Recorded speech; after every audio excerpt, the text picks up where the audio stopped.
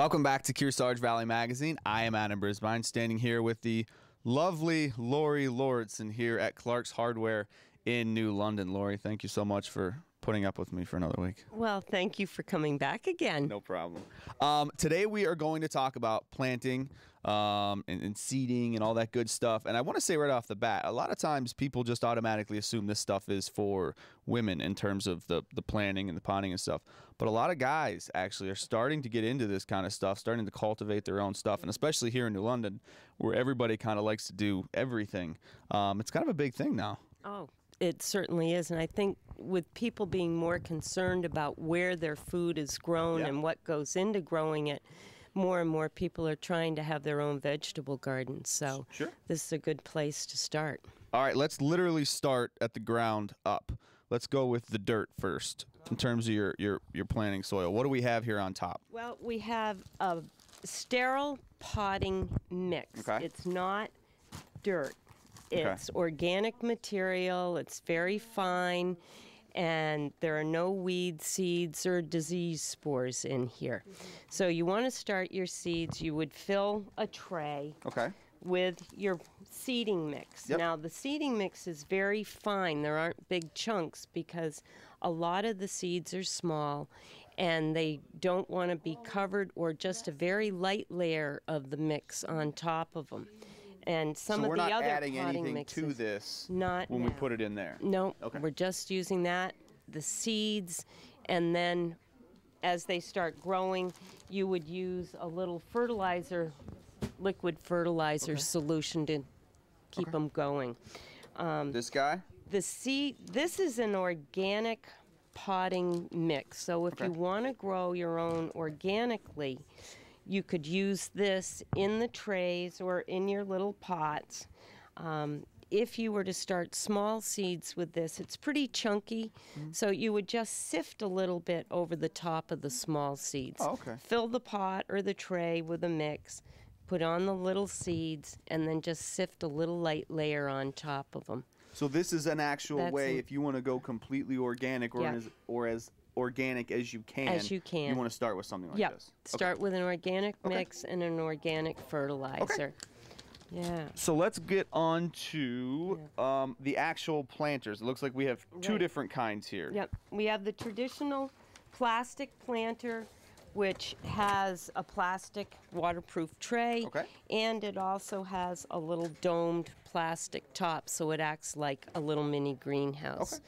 This one, it does have the plastic dome to hold moisture in initially until they get sprouted, but it's all recycled material. It's a fiber material, so you can put it in your compost pile later once it's really broken down. But you can't actually just take this, put it in the ground, and put dirt over it with the plant still in it. You could, but the plants are going to want to come out of there and get those little roots out into other soil initially. And you may be able to use these several years before they really break down. 'Cause that's something a lazy person like me would do. I wouldn't even take them out. I would just shove them in the ground. It'd be better. I would wonder where my tomatoes were halfway through the summer. Because it takes a while for that to break down. All right. So you want those roots getting We got out. our planters. We have our mix. We have our seeds and stuff like that. What do we do in terms of feeding them? Okay. You would follow the directions on the container of how much to mix. This is a liquid concentrate. It's organic, and it has the right amount of nitrogen, phosphorus, and potassium for these young plants to grow. So you mix it to their directions and do it probably once a week until they're really growing. Does this, not to cut you out, this does keep with the whole organic type of thing too? It does. So, all right. Yeah, it does. Now, once your plants have sprouted, you take off the plastic top and let them grow on. Once the roots have totally filled each little cell, then you want to take them out, either plant them out in your garden if the weather is right for it. Permitting, If it's too early to plant them out, you would transplant them into a larger, to give them more root space and let them grow bigger before you put them out. It's still a little early for that, it being April in in New Hampshire, but Yeah, we could get a foot by of the snow time- next week, probably. No. I hope not. Sorry.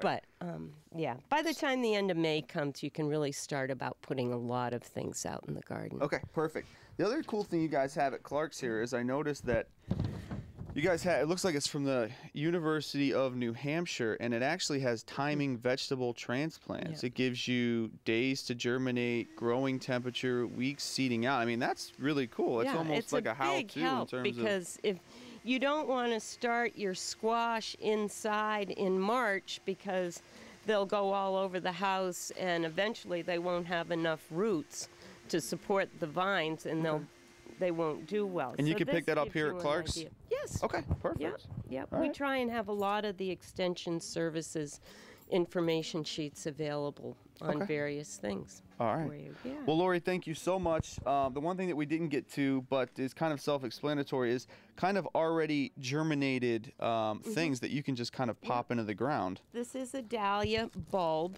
It's the roots of a dahlia plant, which in New Hampshire is an annual. Something like a dahlia, you could plant it in a pot, large pot now, get it growing now so that when you put it in the garden in June, you've got a good-sized plant that'll start blooming shortly. Cool. You don't have to wait until the end of July. All right. So Perfect. just another way to grow things. All right. Well, a lot of good tips. I'm certainly ready to tackle this, or get somebody else to tackle it with me while I supervise. Maybe I'll just be the there you supervisor. go. Yeah. Okay. Yeah. Well, thank you so much, Lori, once You're again welcome. for your expertise and helping me and everybody else out there.